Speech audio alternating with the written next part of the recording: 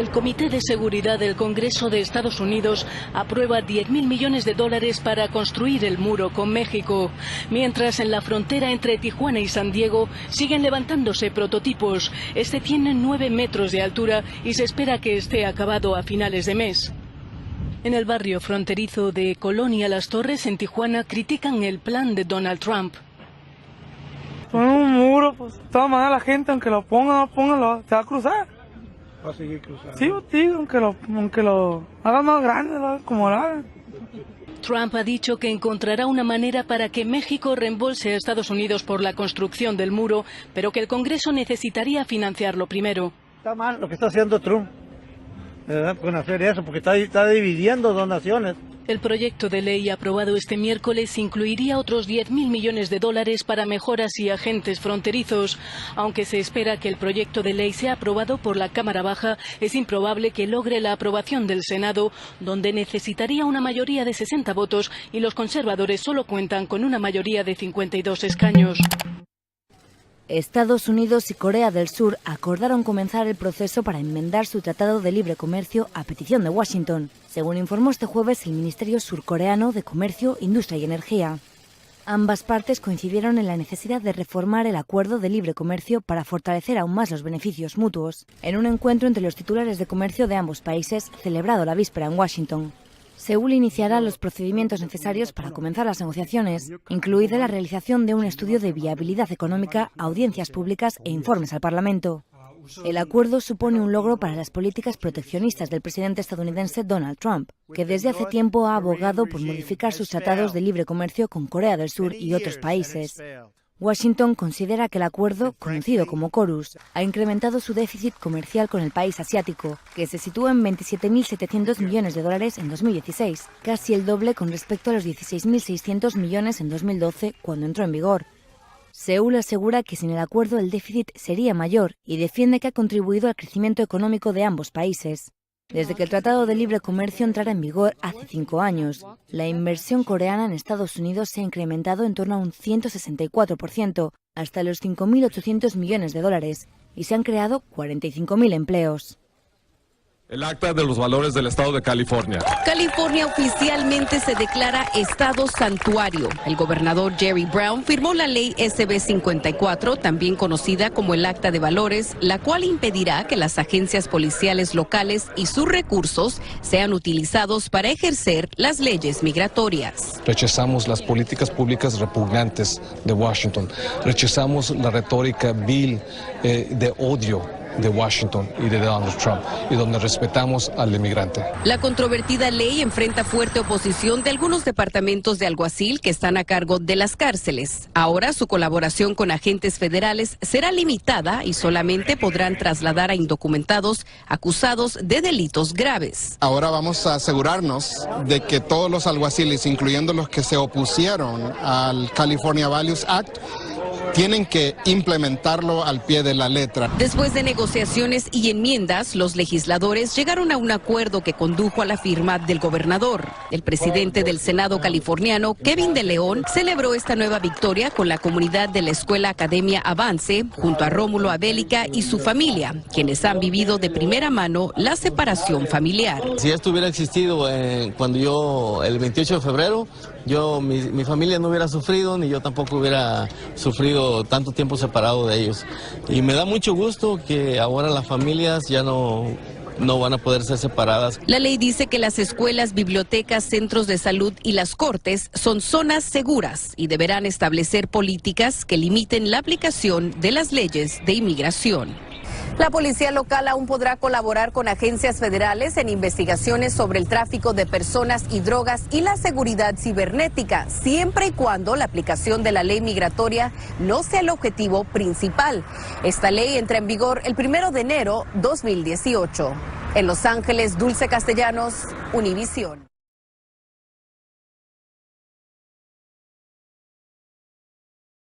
Darle lectura a esto que acabamos de leer hace unos minutos. Se aprueba prácticamente la mitad del presupuesto para el muro. ¿Es correcto? ¿Va directo el dinero o hay que verlo con ciertos tonos? No, yo creo que hay que verlo con ciertos tonos. Buenas noches, Javier, y muchas gracias por invitarme. Mira, en efecto, como decías, es un comité de la Cámara de Diputados en Estados Unidos que ha hecho una primera aprobación de este presupuesto, pero esto no tiene ningún valor vinculatorio todavía, no es una ley, es solamente la votación de una iniciativa en un comité, ni siquiera tampoco es el pleno, ¿no? Okay. Hay una parte en la que me da mucho gusto y creo que es muy importante que en México prestemos atención al teje y maneje legislativo en Estados Unidos, cosa que no hacemos con la frecuencia que deberíamos. Pero por otro lado, creo también que hay que decir que esto es como una iniciativa apenas en pañales, ¿no? Okay. La inmensa mayoría de las iniciativas que se presentan como esta ni siquiera llegan al pleno, ¿no? Entonces estamos todavía en una cosa que está verde, muy preliminar, ¿no? Muy preliminar, pero al final tema relevante para el señor Donald Trump, tema que se ha convertido en una válvula de escape hoy más que nunca. Así que bueno, lo que nos dices entonces, Carlos, es una comisión que dio un paso, pero muy, muy pequeño para adelante en la construcción del muro, pero no es vinculatorio, no tiene que ver todavía con el pleno, simplemente fue un guiño el día de hoy hacia marcar una ruta, tal vez. Exacto, y mira, para terminar el análisis hay que decir también que entre los demócratas que votaron en contra, los 12 votos que mencionabas al inicio, hubo algunos que propusieron algunas enmiendas a esta iniciativa, pues básicamente pitorreándose de ella, diciendo que había que denominarla la iniciativa para construir ese hermoso muro que había prometido el presidente Trump, ¿no? Entonces, bueno, también la oposición demócrata ahí está un poco burlándose de la iniciativa y quitándole gravedad, ¿no? La verdad. Bueno, no, es que nos preocupamos porque varios medios retomaron por ahí, sobre todo medios nacionales, dijeron, oigan, pues ya se aprobó 10,000 millones. No, a ver. Entonces, quisimos tocar vaso con el señor Carlos Bravo, regidor, que le sabe al tema. Entonces, esto está en pañales, es una iniciativa verdaderamente verde, así que no hay nada de qué preocuparse aún. Gracias, Carlos Bravo, regidor, gracias por estar esta noche por acá. Al contrario, Javier, gracias a ti, buenas noches. Un abrazo grande. Vámonos rápido. Rex Tillerson niega querer dimitir y defiende su relación con Donald Trump. El secretario de Estado de Estados Unidos desmintió además que hace unos meses llamara idiota al mandatario. Me referiré a una noticia publicada esta mañana. Nunca me he planteado dimitir. Según la cadena NBC News, el vicepresidente Mike Pence tuvo que intervenir para evitar que Tillerson renunciara tras meses de tensión con la Casa Blanca. Es totalmente falso. Tengo confianza absoluta en Rex, declaró el presidente Trump. Desde hace meses circulan rumores sobre el aislamiento de Tillerson y su frustración con la Casa Blanca respecto al acuerdo nuclear con Irán o la política exterior con Corea del Norte. Tensiones que tocaron techo después de que Trump tachara el pasado domingo de pérdida de tiempo los intentos de Tillerson de negociar con Pyongyang. Desde el día 1 de su presidencia, Donald Trump busca el reemplazo del Obamacare, la reforma de salud insignia de los 8 años del mandato del demócrata Barack Obama. En los 10 meses que lleva Trump en la presidencia, en la Casa Blanca, y pese a que tiene mayoría republicana tanto en la Cámara de Representantes como una ligera mayoría también en el Senado, Trump ha fracasado ya 4 veces en su intento por eliminar el legado de su antecesor. El Obamacare se resiste a morir y el periodista Fernando Rodríguez tiene los detalles de por qué.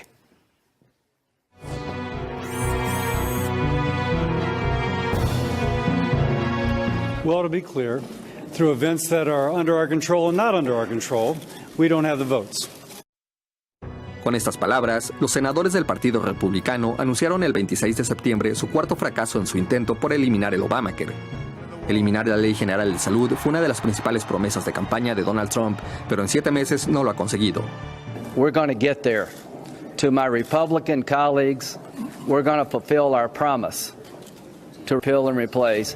Aunque los republicanos tengan la mayoría en el Senado, aprobar la reforma por solo 51 votos ha dejado de ser una opción, pues este mecanismo puede utilizarse solo una vez por año fiscal, que terminó este 30 de septiembre. Para 2018, los republicanos han adelantado que lo usarán para aprobar otra de las promesas de Trump, la reforma fiscal. Así, la reforma de salud deberá aprobarse con un mínimo de 60 votos. Aún contando a los 3 senadores republicanos que se han negado a apoyar la reforma, el partido solo suma 52 legisladores en el Senado, por lo que necesitarán ganarse el apoyo de al menos una decena de demócratas. Los republicanos dijeron que volverán a intentarlo después de que se apruebe la reforma fiscal, aunque no han adelantado cuál será su estrategia, pues hasta ahora ningún demócrata ha apoyado acabar con el programa.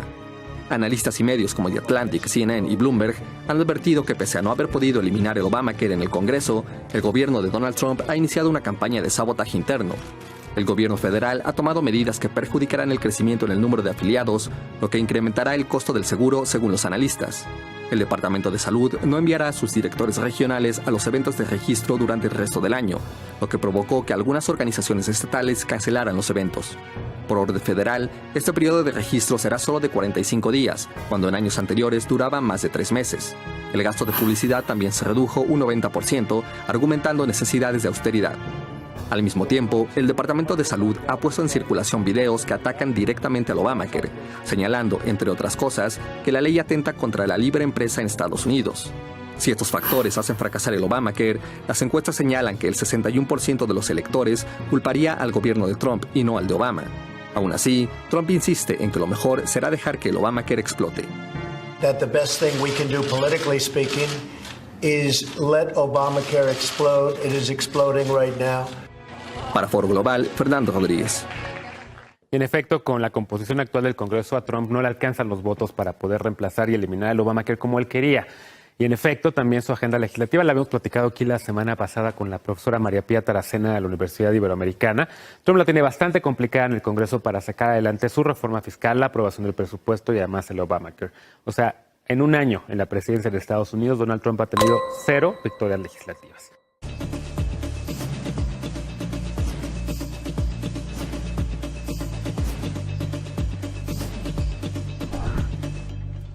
Y yo ahora me enlazo hasta Madrid, donde se encuentra Juan Pedro Manzano, con lo último sobre pues este otro conflicto terrible que hay ahora entre España y Cataluña. Juan Pedro, adelante. Hola, ¿qué tal, Yuri?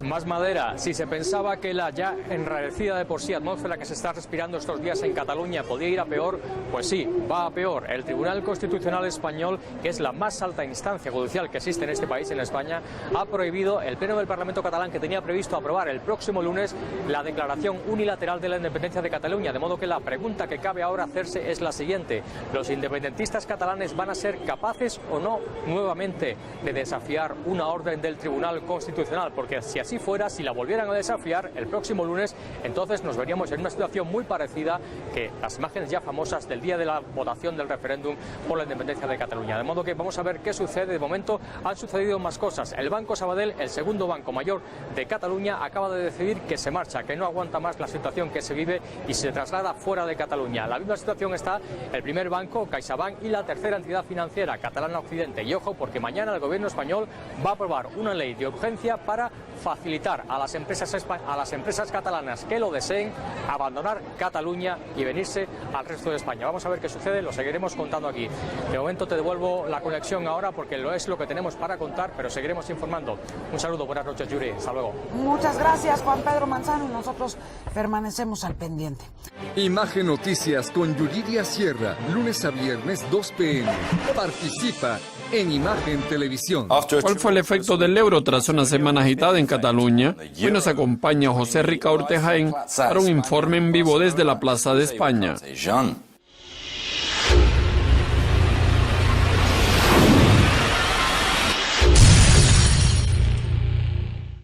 José, primero muchas gracias por unirse a nosotros hoy. Cuéntanos un poco sobre el ambiente que hay en Barcelona, especialmente tras todas esas huelgas que ocurrieron. Absolutamente, Jack. Ahora estoy en uno de los principales centros de Barcelona, en la Plaza de España. En la ciudad se siente un poco de tensión y estrés, pues la noche pasada tuvimos el discurso del rey Felipe y de cierta forma muchos ciudadanos catalanes creen que él apoya más al gobierno español. Sin embargo, esa situación ahora está creando mucha tensión, no solo en la economía, sino también entre aquellos que votaron sí en el referéndum y entre aquellos catalanes que desean permanecer en España como parte de un solo Estado. Por lo tanto, hay mucha tensión y ahora esperamos tener el discurso de Carles Puigdemont que debía ocurrir al mediodía, sin embargo fue cambiado para las 9 de la noche.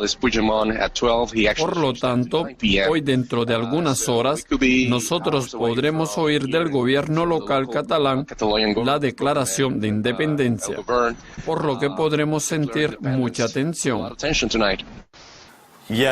Bueno, José, ahora que usted mencionó la economía, vamos a echar un vistazo de cerca al par de monedas donde los problemas actuales tuvieron un gran impacto. Es el par euro-yen tras el voto de Cataluña durante el fin de semana. ¿Cómo el euro reaccionó a eso y cuál es su previsión para un mes?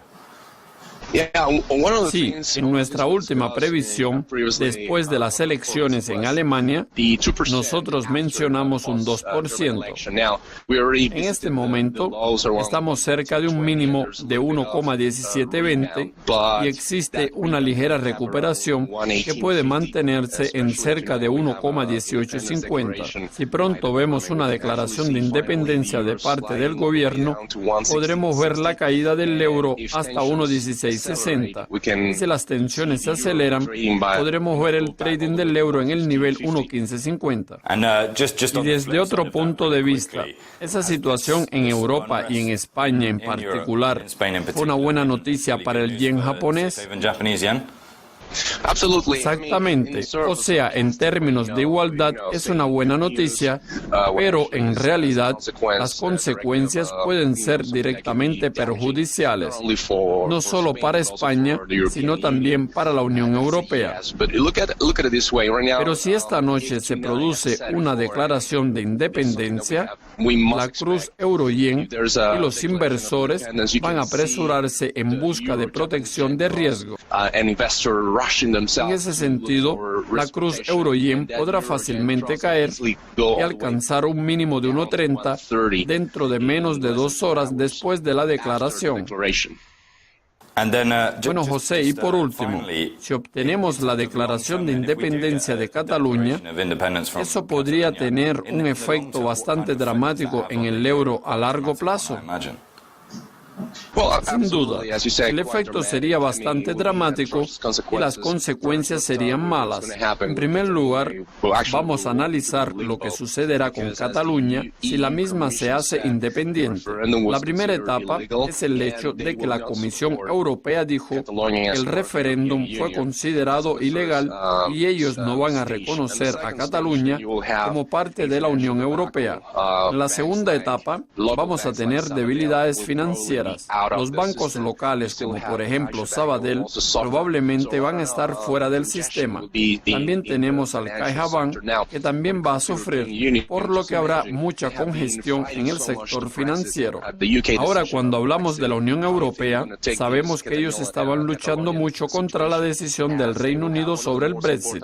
Entonces, tal vez la situación en Cataluña no va a aceptarse mucho, ya que uno de los jugadores más importantes en Europa será dividido. Me gustaría enfatizar que eso sería completamente perjudicial para la Unión Europea y eso se reflejará en las cruces con el euro en el par euro-yen.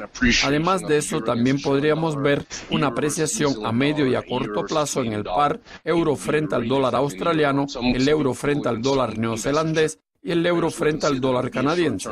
Por eso, algunos inversores y traders consideran eso una oportunidad a corto plazo. José, muchas gracias. Un placer haber conversado con usted directamente desde el centro de Barcelona. Gracias. Muchas gracias por la oportunidad. Gracias por vernos y si les gustó la entrevista, me gustaría seguir la historia a medida que se desarrolla. Sigan haciendo clic en Dukascopy TV.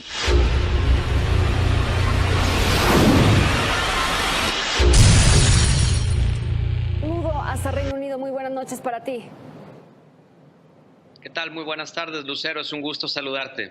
Bien, el tema de Cataluña trae implicaciones sociales, políticas y también económicas para España, pero también implicaciones para el comercio internacional con la Unión Europea. Cuéntanos sobre esto. Por supuesto, mira, es importante hacer mención de algunas cifras. En primer lugar, Cataluña pues es una región de España que ocupa actualmente aproximadamente 7 millones de habitantes, de acuerdo con el último censo, los últimos resultados, y pues mantiene una estrecha relación, es decir, el 25% del total de las exportaciones de España provienen precisamente de esa región del país. Ahora, te voy a decir, son 65,000 millones de euros de exportaciones anuales, y de esos aproximadamente 40,000 millones se van dirigidos al mercado común europeo. Entonces, las implicaciones de una eventual salida o una independencia de Cataluña pues son sensibles, sobre todo porque no sería tan rápido ni siquiera el proceso para adherirse nuevamente a la Unión Europea o generar nuevos acuerdos comerciales con sus principales socios, que en este caso son Alemania y Francia, hablando de la Unión Europea. Que parece que el triunfo del Brexit impulsó también a varias regiones a buscar su independencia. Lo vemos ahora con Cataluña, pero en la lista, la platicamos ayer, también está Escocia, Córcega en Francia, el País Vasco en España y Flanders en Bélgica. ¿Qué opinas? Pero opino que son movimientos sociales pues muy fundamentados en el nacionalismo. Ahora habría que revisarlo caso por caso.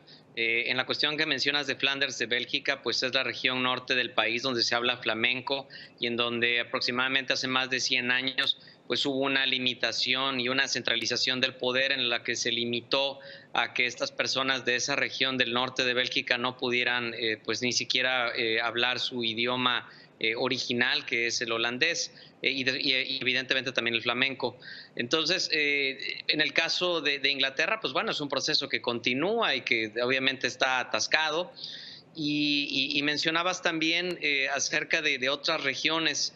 Yo, en lo personal, mi punto de vista muy particular es de que son procesos que están motivados por diferentes razones. La gran mayoría de ellos son por un nacionalismo y un separatismo que en muchas ocasiones lo que está provocando pues es una división social muy grave, pero me parece que lo que no se está dando cuenta este tipo de sociedades son las implicaciones económicas y sobre todo los conflictos que pueden llegar a tener, porque redundando al tema de Cataluña o regresando a él, sencillamente pues los temas de seguridad y sobre todo los temas jurídicos y de acuerdos comerciales que se tendrían que firmar, pues evidentemente generan una gran cantidad de tiempo y de burocratismo y que pues evidentemente no existen ni siquiera las condiciones para poder pues tener una salida de modo pacífica en algunas ocasiones.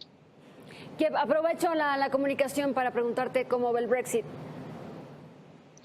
Por supuesto que sí, pues hace cuestión, el día de ayer pues se tuvo la conferencia pues con el discurso de la primer ministro, en donde sigue con el tema de política interior sobre los subsidios a la energía, sobre un programa y un paquete de estímulos para la construcción de viviendas para sobre todo la clase media, trabajadora, pero en muy específico en el caso del Brexit, pues las negociaciones siguen atoradas y pues existe el riesgo de que ni siquiera el actual primer ministro pueda continuar con el proceso y eventualmente llevarlo a buen término. Kiev, te agradezco la comunicación. Buenas noches en Londres. Muchísimas gracias a ti, Lucero. Un saludo a ti, a tu auditorio. Buenas tardes en México. Gracias. Platicamos con Kiev Arisa. Vice President of the European Commission. Please.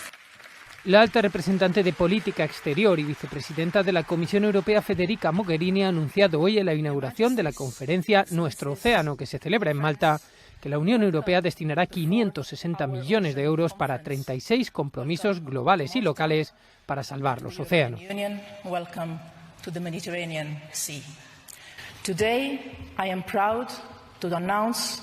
Hoy me siento orgullosa de anunciar en nombre de la Unión Europea que la Comisión Europea destinará 560 millones de euros para 36 acciones concretas para nuestros océanos, que van desde la cooperación global con nuestros socios a pequeños gestos de nuestra vida diaria.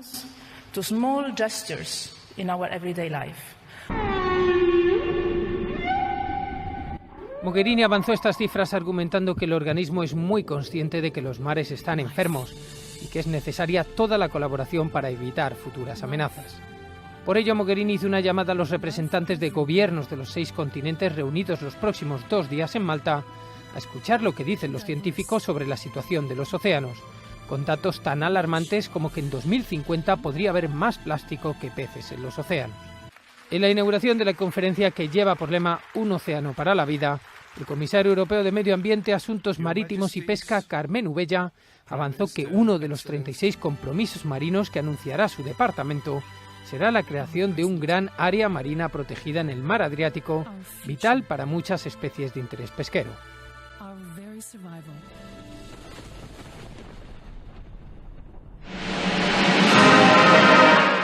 Se abre una nueva era en las relaciones entre Rusia y Arabia Saudí. Ambas potencias han escenificado su acercamiento con la visita rodeada de pompa y beato del rey Salman bin Abdelaziz a Moscú. Vladimir Putin y el monarca saudí han firmado importantes acuerdos militares, como el de la fabricación de equipos y armamentos rusos en territorio saudí. Estamos muy contentos de tenerla aquí, Majestad, decía el presidente Putin. Es la primera visita de Estado de un rey saudí a Rusia. Estoy seguro de que supondrá un gran impulso para las relaciones entre nuestros países. Le estoy muy agradecido, señor presidente, por su cálida acogida, le respondía el rey Salman. Riad y Washington también han sellado la precompra de flamantes misiles antiaéreos S-400 Triumph por valor de $3.000 millones. El país árabe había tenido hasta ahora a Estados Unidos como su principal socio militar. La agenda del encuentro incluye a su vez proyectos energéticos milmillonarios y el diálogo en cuestiones como la guerra de Siria, en la que los dos países apoyan a bandos contrarios. La Unión Europea pondrá satélites al servicio de la investigación de los océanos y del control de las actividades ilegales en los mismos, con un total de 27 millones de euros de inversión para los próximos 2 años. Es el principal compromiso destacado en la conferencia global Nuestro Océano, organizada por la UE y moderada por Euronews, que se celebra este jueves y viernes en Malta. El príncipe Carlos de Inglaterra ha centrado su discurso en el problema que representan los vertidos de plásticos. Todo el plástico que hemos producido desde los 50 que ha terminado en el océano sigue con nosotros en una forma u otra. Donde quiera que nades hay plástico. Estamos cerca de llegar a un punto en el que comas el pescado que comas contendrá plástico. El plástico está en nuestro menú.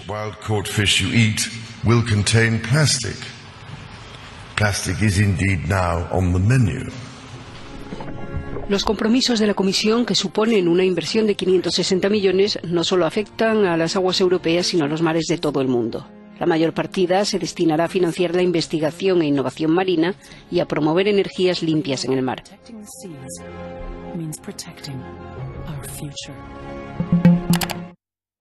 El Banco Mundial aumentó sus previsiones de crecimiento para China en 2017, de un 6,5% a un 6,7%, y mantiene las de ralentización moderada en los 2 años siguientes, según indicó el pasado miércoles en la presentación del informe Actualización Económica de Asia Oriental Pacífico. El documento apunta que este nuevo pronóstico se debe a una mejora de las previsiones también para la región asiática, donde se estima un crecimiento del 6,4% en 2017, frente al 6,2% anunciado en abril, y del 6,2% en 2008, a diferencia del 6,1% de hace 6 meses. La revisión al alza de las estimaciones en China se ha producido, en parte, gracias a las políticas gubernamentales contra el exceso de capacidad y la expansión del crédito.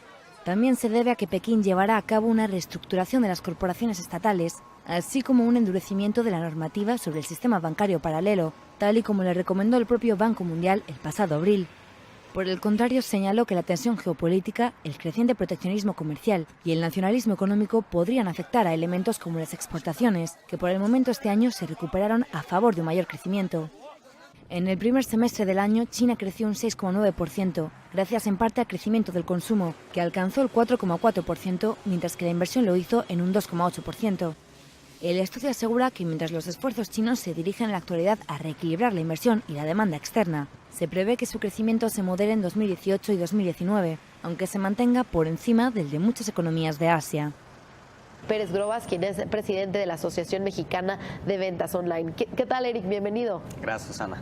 Oye, pues cuéntanos qué tal les fue el día de ayer con la presencia de estas transnacionales. ¿Cómo ven a México en términos de e-commerce? Mira, afortunadamente muy bien. Lo que estamos viendo es que las transnacionales ya ven lo que los que estamos aquí vemos desde hace mucho tiempo, y es que el mercado de comercio electrónico en México es un mercado con una enorme oportunidad y con mucho crecimiento. Claro, precisamente veíamos las declaraciones del VP de Alibaba, quien hablaba de las oportunidades que tienen las pymes mexicanas en China. Cuéntanos un poco más. Justo tuve la oportunidad de hablar con él ayer y yo creo que hay muchas oportunidades de aprendizaje, especialmente en temas de pagos electrónicos, pagos móviles. Justo estuve en China el mes pasado y es impresionante cómo todo el mundo utiliza su dispositivo móvil para pagar tanto compras físicas como compras electrónicas. Siendo México un país donde nos falta mucho por desarrollar en cobro electrónico, yo ahí en particular veo una enorme oportunidad. Claro, ¿y qué tanto hay para crecer también con China? Porque él decía que actualmente 300 millones de personas y se estima que para los próximos 5 años se duplique, por lo que pueden tener una estrategia para fomentar las importaciones y el comercio electrónico transfronterizo. Mira, seguramente el mercado de China es enorme y con muchas oportunidades, pero el mismo mercado mexicano es enorme. Se estima que el comercio electrónico en México apenas representa el 2%. Muy poco. Muy poco, pero afortunadamente está creciendo a tasas superiores al 40% desde hace ya muchos años. La verdad es que el potencial de comercio electrónico en México es inmenso y afortunadamente ya lo reconocen tanto jugadores locales como internacionales. ¿Y qué se debe de hacer o qué se está haciendo para que crezca más rápido, para que existan las condiciones? Sabemos que también hay un capítulo de discusión en el Tratado de Libre Comercio de América del Norte de e-commerce México-Estados Unidos. Nosotros como AMBO tenemos dos estrategias muy claras. Uno es el apoyar a que la gente se anime a comprar más por internet. Eso lo hacemos con Hot Sale, que este año tan solo creó más de 3 millones de nuevos compradores por internet. Y por el otro lado, lo que buscamos es fomentar justamente que cada vez haya más posibilidad de cobro electrónico, que todos los mexicanos puedan tener la posibilidad de no tener que ir a pagar una tienda de conveniencia su compra por internet, sino que lo puedan hacer de su computadora o su celular. Excelente. ¿Cuáles son las estimaciones para el próximo año de crecimiento, tanto del mercado como de el número de clientes que pueden pagar por internet? Bien, no tenemos la menor duda que, como ha sido por los últimos 5 años, va a seguir creciendo el e-commerce a tasas de más del 40%.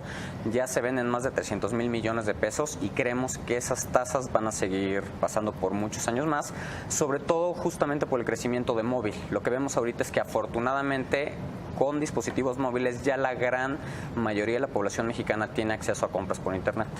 Bien, pues muchas felicidades por este gran trabajo que se ha hecho por tantos años y esperamos seguir viendo crecer este sector de e-commerce en México. Muchas gracias, Ana. Gracias, Eric Pérez Groas, quien es presidente de la Asociación Mexicana de Ventas Online. Buenas tardes. Theresa May buscaba un discurso para el recuerdo y desde luego que lo consiguió, aunque no de la manera que ella hubiera querido. Durante el cierre del Congreso anual del Partido Conservador, la primera ministra británica tuvo que sortear varias pruebas imprevistas, como la aparición del comediante Simon Brodkin, que interrumpía la locución de May para entregarle un formulario de despido, según él, de parte de Boris Johnson. Las desafortunadas anécdotas no acabaron ahí, y la líder de los conservadores tuvo que hacer frente a una fuerte afonía y a unos ataques de tos que desviaron la atención de su discurso, más centrado en la unión de su partido y en política interna que en un Brexit que apenas mencionó y que cada vez se les atraganta más a los Tories. Con su discurso de este miércoles en Manchester, la primera ministra pretendía salir fortalecida con F, pero esta letra tampoco quiso estar de su parte. El Congreso anual del Partido Conservador buscaba portadas y desde luego que las ha tenido. Este jueves todos los medios se hacían eco, con más o menos sorna, de la accidentada jornada. El sueño de May se convierte en pesadilla, May la desafortunada, la conferencia de los tropiezos, el espíritu de lucha de May o trágica farsa son solo algunos de los muchos titulares sobre el tema. Tal vez todos ellos podían quedar resumidos en el del Daily Mail, un periódico de línea conservadora que asegura que, después de esto, el Brexit será pan comido. El uso del dinero en efectivo es cada vez menos común en las naciones más ricas del planeta, en donde se utilizan cada vez más las transferencias y los instrumentos bancarios como tarjetas de débito o crédito. Pero Japón es un caso aparte. En esta nación asiática, hasta un 70% de las transacciones, un 70%, se realiza en efectivo. Y para disminuir este porcentaje, ahora los bancos japoneses alistan el lanzamiento de una moneda electrónica, la J-Coin. El periodista Alberto Vega preparó el siguiente material sobre la competencia futura para el yen.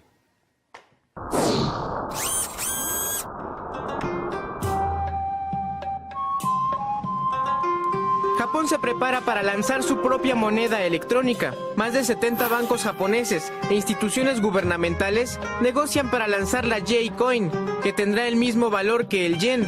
Con la J-Coin los japoneses podrán pagar productos o servicios usando una aplicación móvil y códigos QR. Los bancos japoneses y el gobierno buscan que en Japón haya una sola moneda electrónica. Para los usuarios, los pagos y transferencias con esta moneda estarán libres de comisiones. Con esta medida, los bancos que impulsan el proyecto buscan frenar la dependencia del dinero en efectivo. En Japón, el 70% de las transacciones se realizan con moneda física.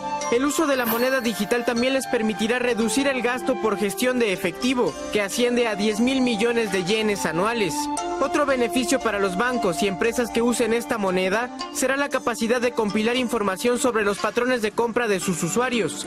Los principales bancos de Japón han advertido al gobierno de Shinzo Abe sobre la rápida expansión del servicio chino de ventas en línea, Alibaba, que usa sistemas de pago con teléfonos móviles y podría estar recopilando datos sobre sus clientes japoneses. En abril pasado, Japón se convirtió en uno de los primeros países en reconocer legalmente el uso de monedas electrónicas. A diferencia de la banca electrónica, las monedas digitales no requieren respaldo de dinero físico en una cuenta bancaria ni identificación del propietario. El grupo financiero Mitsubishi, otro de los grandes bancos japoneses, también se encuentra probando una Bitcoin propia. Medios locales han reportado que el lanzamiento de la J-Coin tiene el apoyo del Banco Central y la Agencia de Servicios Financieros y será lanzado oficialmente para los Juegos Olímpicos de Tokio 2020. La primera moneda electrónica en el mundo fue el Bitcoin, creada en 2008 por Satoshi Nakamoto, cuya identidad es desconocida e incluso no se sabe si es uno o varios programadores que se mantienen bajo anonimato. Bitcoin nació para facilitar los pagos en línea, sin necesidad de intermediarios como bancos. De hecho, su sistema no es controlado por ningún gobierno o institución financiera. Es un trato directo entre el ofertante y el consumidor, que incluso pueden mantenerse bajo anonimato. Debido a esto, el sistema ha sido criticado, pues abre la puerta a crímenes como fraude, tráfico de armas, drogas o personas y lavado de dinero. En Japón, la legislación aprobada requiere que las 11 empresas proveedoras de dinero electrónico exijan a los clientes que se identifiquen, además de llevar registros de las transacciones. Para Foro Global, Alberto Vega. Pues sí, en efecto, parece que en el futuro próximo, por lo menos en Japón, así como en otros países, sobre todo en Europa y en Estados Unidos, las monedas de cambio electrónicas, las monedas electrónicas van a ser el futuro y pronto dejaremos el efectivo de lado. Eso todavía falta tiempo. En el futuro, las empresas industriales también pasarán por esos ciclos. GE es un gran ejemplo que en este momento ya está pasando por ese ciclo. En el pasado eran empresas de biotecnología y agrícolas. Actualmente son bancos y empresas de seguros. En el futuro, cada vez más empresas industriales van a pasar por ese ciclo.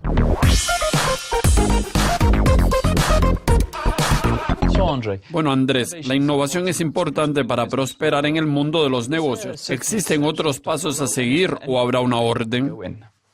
Por lo general, la innovación ocurre en ciclos diferentes y la primera etapa es la de investigación y desarrollo. La innovación in-house ha sido implementada por décadas y es muy común. Luego, cuando las empresas comenzaron a sentir presión externa, ellas empezaron a comprar otras empresas competidoras con bases de clientes, ingresos y beneficios propios. Cuando la innovación in-house se usa por un cierto tiempo, las empresas generalmente utilizan el recurso de fusión y adquisición para adquirir las empresas competidoras, expandir sus mercados y volverse más presentes en sus propios mercados. Sin embargo, las fusiones y adquisiciones tienen sus propias limitaciones en términos de eliminación de riesgo, de la cantidad necesaria de dinero y de los medios necesarios para adquirir nuevos mercados, por lo que las empresas tienden a buscar empresas de riesgos. Las empresas de riesgos es la adquisición de empresas que aún no han desarrollado su potencial por completo. Las mismas reciben una inyección de dinero para estimular el crecimiento y aumentar la participación en el mercado. Tras empresas de riesgos estamos viendo cada vez más la innovación abierta y el emprendedor que permite a las empresas invertir en proyectos en etapas iniciales de startup internas o externas. Pueden ser administradas por la red interna de investigación y desarrollo. Además de eso, una startup interna puede ayudar en el crecimiento de la empresa. Nosotros notamos que tras el ciclo de innovación abierta y el espíritu emprendedor, tenemos un feedback loop para la innovación iHouse que llamamos Innovación iHouse 2.0, un círculo virtuoso donde proyectos emprendedores de innovación abierta pueden apoyar la innovación in-house y crear un motor mucho más dinámico para la innovación interna de la empresa para promover el crecimiento, expandir los mercados y crear nuevos productos para su propio mercado. ¿Alguna empresa ya experimentó ese método con éxito? Durante largo tiempo hemos visto diferentes olas en los mercados de innovación. Hace 20 años atrás, las empresas de biotecnología y agrícolas pasaron por esos tipos de ciclo. Y hoy la innovación abierta y la adquisición de startups como vehículo de crecimiento son muy comunes para esas empresas. Últimamente, las empresas de fintech, los bancos y las empresas de seguro han pasado por esas mismas fases. En el futuro, las empresas industriales también van a pasar por esos ciclos. GE es un gran ejemplo y ya está pasando por ese ciclo en este momento. En el pasado eran empresas agrícolas y de biotecnología. Actualmente son bancos y empresas de seguros. En el futuro, cada vez más empresas industriales van a pasar por ese ciclo.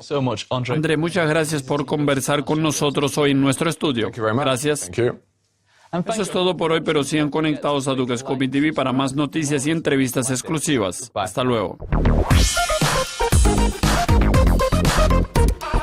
A principios del mes deben lanzarse muchos datos, por eso esta semana será muy agitada. Ahora analizaremos algunos eventos principales de la semana actual con el director ejecutivo de London Stone Security.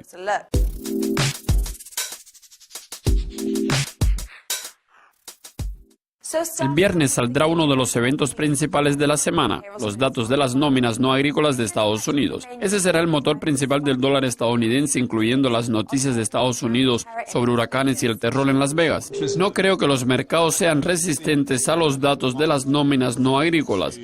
No creo que los datos sobre los huracanes son tan importantes. En realidad, los huracanes tuvieron poco impacto en el índice Dow Jones, que sigue negociándose a unos 220,000. En realidad, la economía de Estados Unidos está dirigida por dos cosas.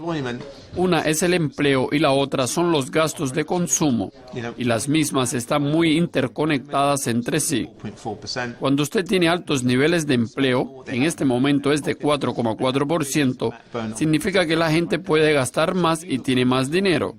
Eso realmente es la espina dorsal de la economía estadounidense. Por eso, si miramos el mes de julio, las nóminas no agrícolas fueron de 209,000. En agosto estábamos esperando 280,000, pero en realidad llegaron 256,000. Así que hubo una ralentización y este mes anticipamos obtener 200,000, por lo que podríamos ver una caída gradual de los datos de las nóminas no agrícolas y creo que los números de empleo serán muy importantes. Sin embargo, tenemos que analizar eso en el contexto. Nosotros también seguimos el discurso de Janet Yellen y analizamos el impacto potencial de una decisión sobre las tasas de interés que probablemente van a aumentar en diciembre. Pero en general, ahora la economía de Estados Unidos parece ser fuerte y el índice Dow Jones todavía está por encima de los 22,000. En este momento todo está funcionando bastante bien y el desempleo es de 4,4%. A pesar de las nóminas de pago no agrícolas y de los datos de empleo, también es necesario prestar atención a la inflación salarial, que en este momento es de 0,1%. 0,5% y anticipamos obtener el 0,2%. Si eso ocurre, entonces la economía de Estados Unidos está acelerando el ritmo. El miércoles Janet Yellen dará otro discurso. Ese será un gran motor de mercado. ¿Qué frases clave podemos obtener del discurso de Yellen? Bueno, en sus comentarios la semana pasada, Janet Yellen sugirió que ella está a favor de otro aumento de las tasas en diciembre y nadie sabe si la decisión será aprobada o no. Pero sabemos que aumentó la probabilidad de que se produzca otro aumento de las tasas de interés de acuerdo con el mercado.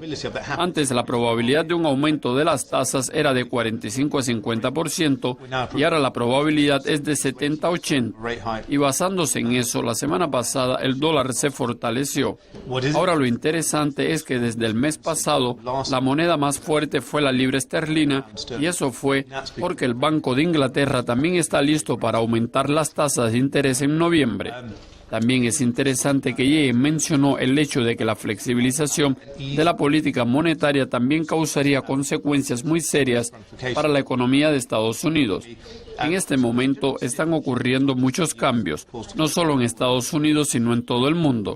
El estímulo fiscal que vimos desde 2007-2008 ahora está llegando a su fin. Podemos ver eso en términos de compras de títulos, de flexibilización cuantitativa y de las tasas de interés que gradualmente están aumentando. El problema en Estados Unidos es que la inflación permanece por debajo de 2% y parece que en ese país no están tan preocupados por la inflación en comparación con el Banco de Inglaterra, donde la inflación parece ser un factor importante en el proceso de la toma de decisiones sobre las tasas de interés. Por eso, en términos de indicaciones, es complicado predecir lo que Yellen va a mencionar en su discurso. En mi opinión, el tono de ella podría ser ligeramente más blando de lo que era la semana pasada. Ahora el dólar tiene poco valor porque mucho fue incluido en el precio y hasta podemos observar que el dólar comenzó a caer ligeramente. Tal vez es mejor seguir el par euro-dólar y el libra-dólar, pero si las nóminas de pago no agrícolas son significativamente diferentes y varían mucho del nivel anticipado, el discurso de Yellen que saldrá el miércoles será menos importante. Esta semana comenzó con los datos manufactureros del Reino Unido, por lo que el crecimiento en el Reino Unido se revisó a la baja. ¿La libra estará en riesgo esta semana? Sí, correcto. Existen dos factores principales. Uno de ellos son los datos del PMI del mes pasado, que fueron absolutamente fantásticos, y aunque fueron anticipados en el nivel 55, en realidad vinieron en 56,9, que fue el ritmo más rápido en los últimos 7 meses. Sin embargo, todavía existe algo más importante, que es el crecimiento económico, y la economía mostró una desaceleración. Todavía es cuestionable si esos serán los motivos justificables para que el Banco de Inglaterra ahora aumente las tasas el próximo mes o no. Además, sabemos que el Banco de Inglaterra está hablando del aumento de las tasas por más de un año y hasta la fecha no ha sucedido nada. De hecho, no estoy seguro si él mismo aumentará las tasas, especialmente si el panorama económico con el Brexit sigue siendo bastante fuerte. Como ya había mencionado, mi posición es alcista en la libra frente al dólar y creo que volveremos a los niveles 1,35. Estoy ligeramente escéptico en términos del euro y sigo pensando que en este momento el mercado global probablemente es el mejor lugar para involucrar al euro. La economía de Estados Unidos parece ligeramente sobrevalorada y la economía de ellos todavía está tratando con el Brexit e investiga cuál será el efecto. Por lo tanto, en este momento estoy mucho más a favor del euro a largo plazo. Pero como ya había dicho, esta será una semana importante. Tampoco debemos olvidar el discurso de Mario Draghi, que podrá proporcionar alguna dirección para el mercado entero. Por lo tanto, los factores más importantes no solo son las nóminas no agrícolas, sino Janet Yellen y el PMI. Esta será una semana muy agitada, pero no se olviden que el mes de octubre es históricamente malo para los mercados. Sin embargo, es probable que veamos una ligera flexibilización y precios para equidades, y eso va a influir en las monedas también. Esa va a ser una gran semana. Ranjen, muchas gracias por sus conocimientos y gracias por su visita. Ya que ha sido una semana muy agitada, Mario Draghi también dará un discurso y el miércoles nuestro periodista Jack Everick analizará el euro. Sigan conectados para más entrevistas.